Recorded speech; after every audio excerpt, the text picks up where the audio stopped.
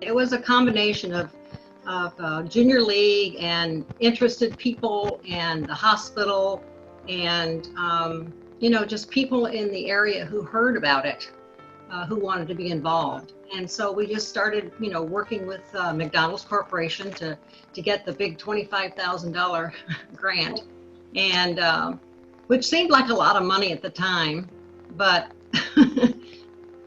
a few weeks down the road, it didn't seem like a lot of money. Mm-hmm. So, we just started moving, organizing. We did a slideshow and took it around to organizations and fraternal organizations and anybody who would listen to us. And people were so incredibly supportive, both physically and monetarily. The goodness of everybody's actions prevailed, but it took, I'd say, 6 to 9 months or more, a lot of meetings to get the right site. Not only I, but many people in the health system could see that would be a very good long-term location. Well, everybody had kind of their own little headquarters, but I had a phone in my basement that was the Ronald House phone. And I would get calls all the time from people who wanted to donate. I would get calls. This was before the house opened and then after the house opened. I would get calls from people saying, gee, can we do a fundraiser? I think so. Gee, can I send you a check? We already did a fundraiser. And so it was truly amazing how supportive this community, the whole state, and other states were of this adventure. And without them, and I know it's still true, without them, Ronald McDonald House would never have happened. Yeah.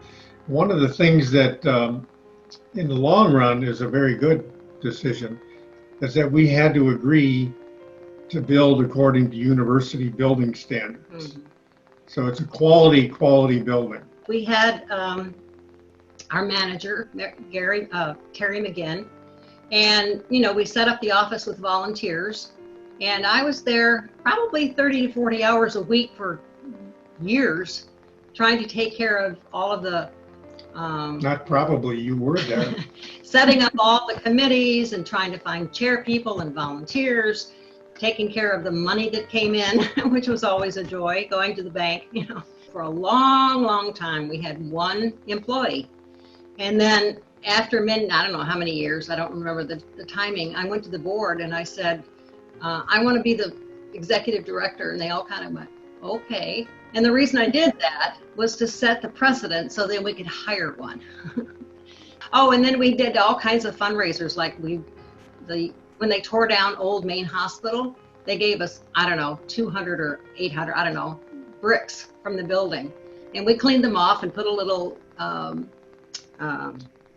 on them, what do you call it? Brass plate, and sold them. Put them in boxes. We found boxes that fit a brick. And, there was a lot of hands-on kind of fundraising that went on through the house with the volunteers. And Ann Betts started the cookbook, and so many of the volunteers and staff, hospital staff, put in recipes, and we just did anything.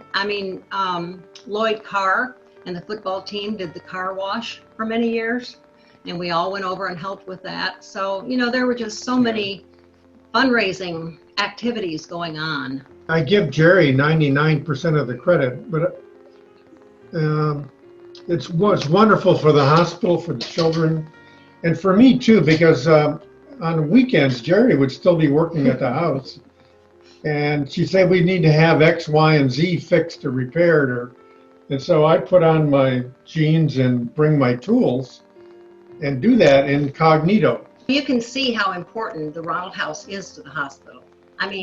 It's it's a win-win situation for everybody. So over the years, we've done a really good job of keeping a good relationship, and they have been keeping a good relationship with the Ronald House because it's helpful both ways. Right.